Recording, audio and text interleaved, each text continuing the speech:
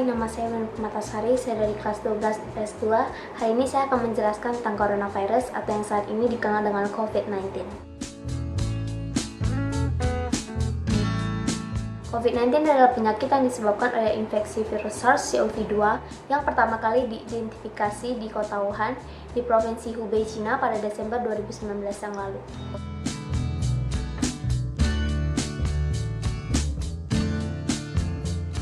COVID-19 telah menyebar ke berbagai negara di dunia, termasuk di Indonesia.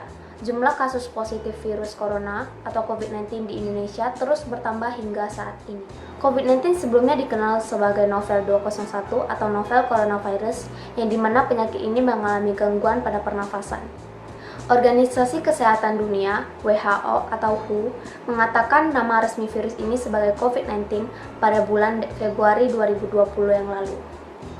Virus SARS-CoV-2 milik keluarga virus yang disebut coronavirus, yang juga termasuk virus yang menyebabkan flu biasa dan virus yang menyebabkan infeksi yang lebih serius seperti sindrom pernafasan akut SARS yang disebabkan oleh SARS-CoV pada tahun 2002 dan sindrom pernafasan Timur Tengah MERS yang disebabkan oleh MERS-CoV pada tahun 2012. Seperti coronavirus lainnya, virus SARS-CoV-2 menyebabkan infeksi saluran pernafasan dan keparahan COVID-19 ini dapat berkisar dari ringan hingga fatal.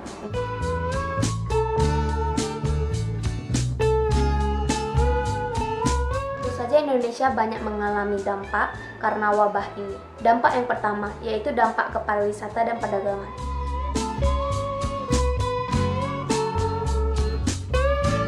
Mulyani mengatakan perekonomian dunia dan Indonesia mengalami dampak karena penyebaran virus corona ini, dan bahkan proyeksi ekonomi dunia direvisi dipangkas karena pandemi corona. Sementara dampak ke ekonomi Indonesia dimulai dari sektor pariwisata.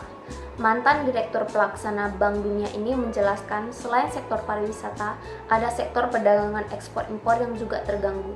Dampak yang kedua, kebijakan moneter untuk lawan corona.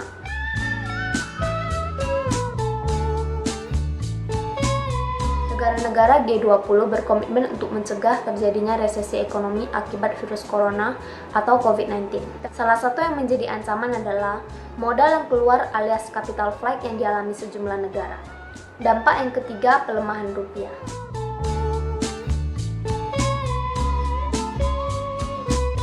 Sri Mulyani mengatakan dampak virus corona ini sudah mulai terasa bagi perekonomian dalam negeri.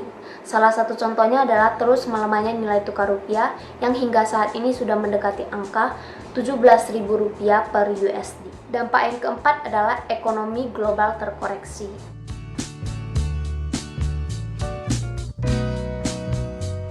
Menteri Keuangan Sri Mulyani Indrawati mengatakan Dana Moneter Dunia atau International Monetary Fund (IMF) bahkan memprediksi jika ekonomi global akan tumbuh negatif pada tahun ini.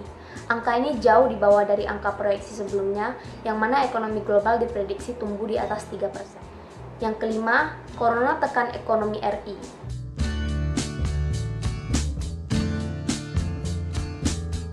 Menteri Keuangan Sri Mulyani Indrawati memprediksi pertumbuhan ekonomi akan mengalami tekanan dan hanya tumbuh 4,5 hingga 4,9%. Hal itu merupakan imbas dari wabah virus corona yang menyebar begitu cepat. Meskipun begitu, Sri Mulyani mengatakan angka pertumbuhan ekonomi ini masih relatif lebih baik dibandingkan beberapa negara di dunia. Salah satu contohnya saja adalah negara Cina, yang mana pertumbuhan ekonominya justru saat ini sudah berada di angka negatif.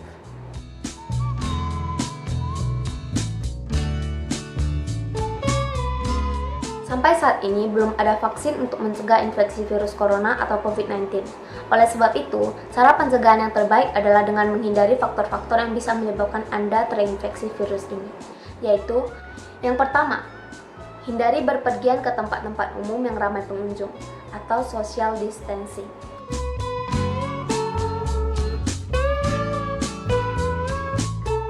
Yang kedua, gunakan masker saat beraktivitas di tempat umum atau keramaian.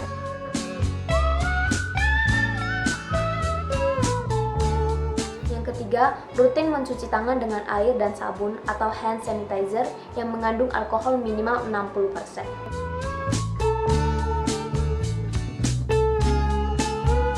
Yang keempat, meningkatkan daya tahan tubuh dengan pola hidup sehat.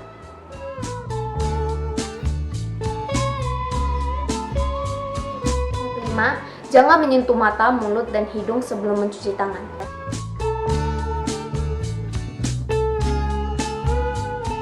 Yang keenam, hindari kontak dengan hewan, terutama hewan liar. Bila terjadi kontak dengan hewan, cuci tangan setelahnya.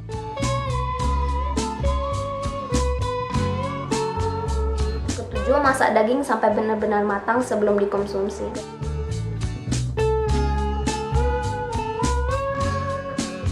Ke-8, tutup mulut dan hidung dengan tisu saat batuk atau bersin, kemudian buang tisu ke tempat sampah.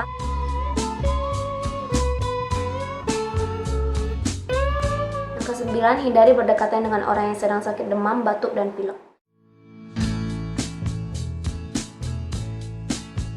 Yang ke-10, jaga kebersihan benda yang sering disentuh dan kebersihan lingkungan sekitarnya.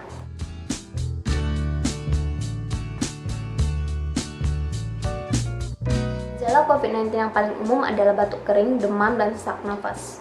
Diperkirakan bahwa gejala dapat muncul antara 2-14 hari setelah paparan. Jika mengalami gejala, kita harus tinggal di rumah untuk mencegah penyebaran penyakit ke masyarakat. Dan mengenakan masker wajah akan membantu mencegah penyebaran penyakit ke orang lain.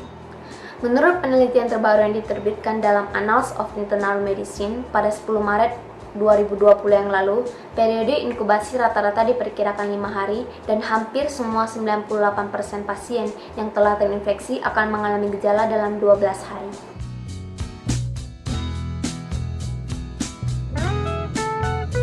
Cara penularan COVID-19, tentu saja penularan yang dapat terjadi sangat banyak. Yang pertama, dengan cara transmisi tetesan, yaitu tetesan pernafasan besar orang bersin atau batuk.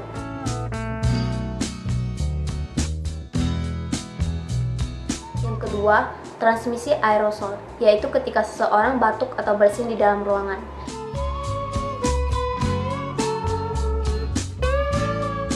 Yang ketiga, transmisi kontak, yaitu menyentuh permukaan yang terkontaminasi kemudian menyentuh mulut, hidung, ataupun mata.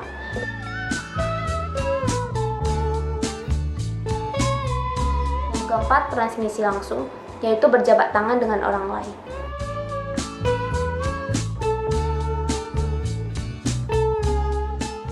Informasi tentang COVID-19 atau coronavirus ini semoga memberikan banyak informasi yang lebih kepada kalian lagi.